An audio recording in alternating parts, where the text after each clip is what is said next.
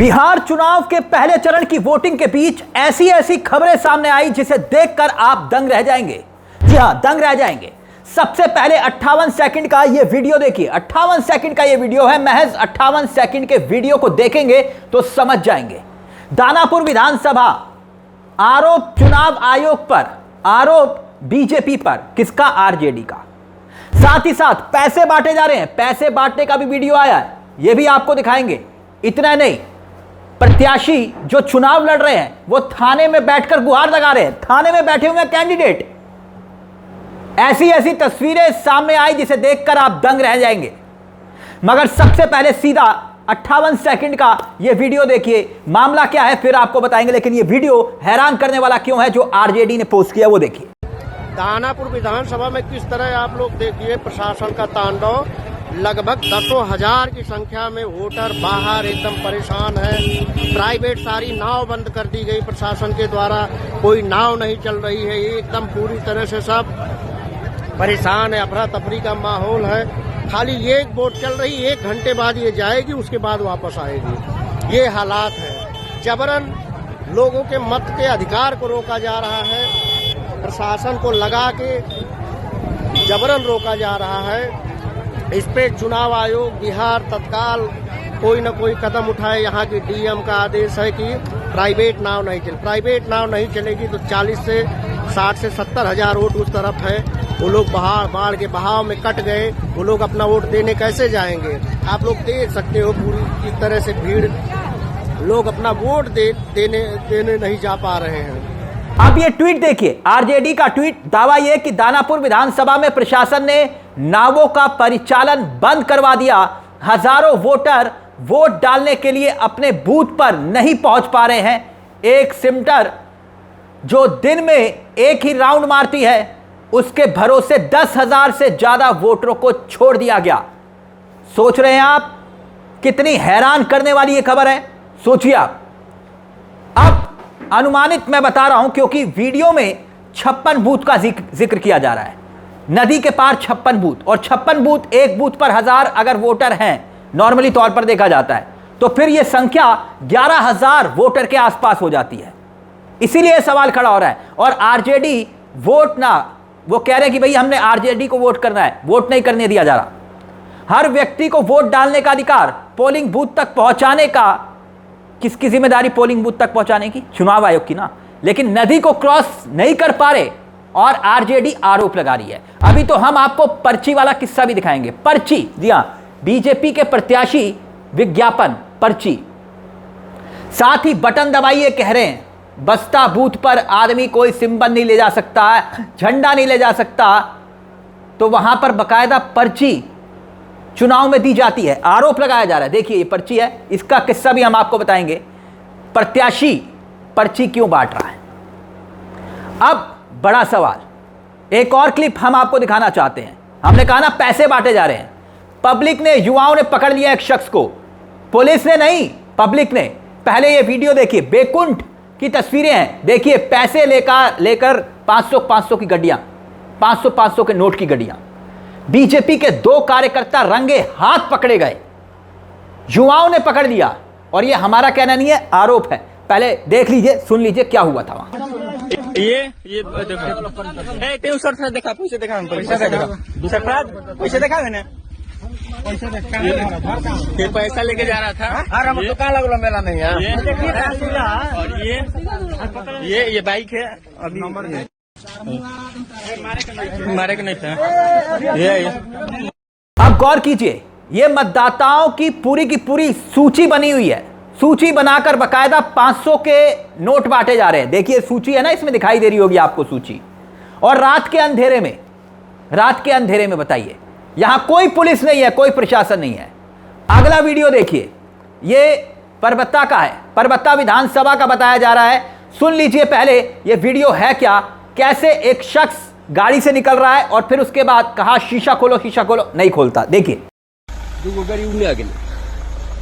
तो घर छुपा तोर कहाँ थी ले लो वाला तो सुभाष बाबू तेज के सुभाष बाबू जयप्रकाश बाबू के जयप्रकाश बाबू के जयप्रकाश बाबू जी के गलत काम नहीं करबो तो नहीं गाँव एक तरफा छिए वोट डॉक्टर संजीव कुमार के गिरते यहाँ से। हाँ तो वोट तोरा जहाँ शीशा खोलो तो शीशा खोलो शीशा खोलो तो शीशा खोलो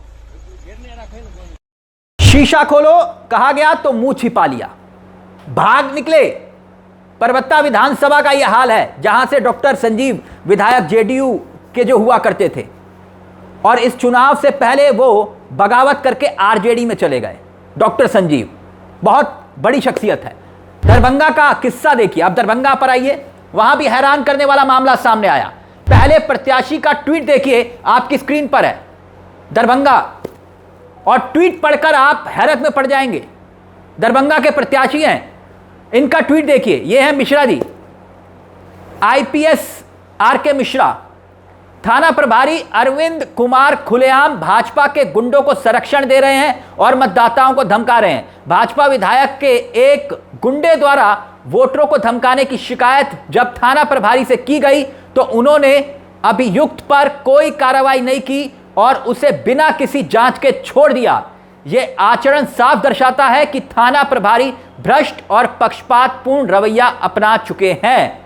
मैं आरके मिश्रा दरभंगा नगर के पुलिस से, दरभंगा पुलिस से और दरभंगा के जो हैं डीएम, उनसे अनुरोध करता हूं कि वो थाना प्रभारी को अवलंब निलंबित कर सख्त कार्रवाई करें। ये देखिए, ये ट्वीट लिखा हुआ है, जब तक दोषी थाना प्रभारी पर कार्रवाई नहीं होती मैं थाना परिसर में धरना दूंगा। और ये बोल नहीं रहे, ये धरने पर बैठ गए। जनता के हक और न्याय की लड़ाई के लिए धरने पर बैठ गए। ये कह रहे हैं कि भाई मैं जनता के हक और न्याय की लड़ाई लड़ूंगा। अब ये वीडियो देखिए, धरने पर बैठे हुए हैं, देख रहे हैं ना आप, देखिए धरने पर बैठ गए।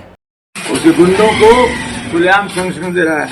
आपको याद होगा 1 नवंबर को इसी थाना क्षेत्र के हसनपुर चौक पर भाजपा के गुंडे ने मेरे साथ मेरे आवाज को रोकने की कोशिश की, मेरी आवाज को दबाने की कोशिश की, मुझे बोलने से रोका और भाग जाओ यहाँ से। स्थानीय लोग शर्म नहीं आया, पता करके उनके खिलाफ अभी तक कोई कार्रवाई नहीं किया। एफआईआर कहाँ है? एफआईआर तुम करोगे ना, पब्लिक प्लेस पे न्यूसेंस किया किसी ने तो इसका एफआईआर मैं करूंगा कि तुमको करना चाहिए, बेशरम थानेदार। और आज पुनः शिवाजी नगर में उसी बीजेपी गुंडों ने फिर से मेरे साथ बदतमीजी करने का प्रयास तब किया जब मैं बूथ से मोटरसाइकिल पे आ रहा था। अब एक और वीडियो पर आइए, दानापुर 14 किलोमीटर लंबा रोड शो लालू यादव ने किया था, याद करिए, लालू प्रसाद यादव ने जो प्रचार किया था। दीघा और दानापुर, ये 2 जगह पर लालू ने प्रचार किया था क्योंकि सेहत नासाज है, ठीक नहीं है, तो इस वजह से वो 14 किलोमीटर का लंबा रोड शो यहीं पर ही किया था। और यहीं से ये खबरें आई हैं, दानापुर और दीघा दोनों जगह मामला फंसा हुआ तो फिर ये खबरें सामने आ रही हैं। सवाल बीजेपी पर उठ रहे हैं, आरोप बीजेपी पर रख रहे हैं। रामकृपाल यादव दानापुर में हैं, जो कभी लालू प्रसाद यादव के बिल्कुल करीबी हुआ करते थे और भाजपा में अब वो जो है भाजपा में चले गए। रीतलाल यादव जो जेल में बंद है, ये सब कड़ियां जुड़ती हैं यहां पर।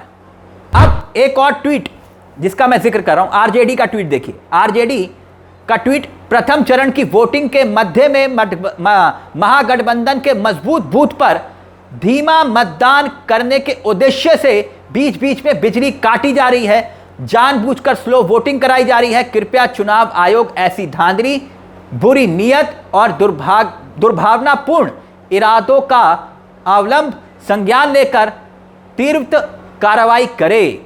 ये सब खबरें तब आ रही थी, आपको बता दें, ये खबरें तब आ रही थी जब चुनाव चल रहा था। यानी ये क्या चल रहा है? प्रत्याशी मतदान के लिए, मतदान के दिन धरने पर बैठा हुआ प्रत्याशी धरने पर, और दूसरी तरफ बिजली काटी जा रही है, रोका जा रहा है। आरोप है ये सब, और जो एक एक करके हम ट्वीट आपको दिखा रहे हैं। ट्वीट देखिए, ये प्रत्याशी हैं। प्रत्याशी कौन है?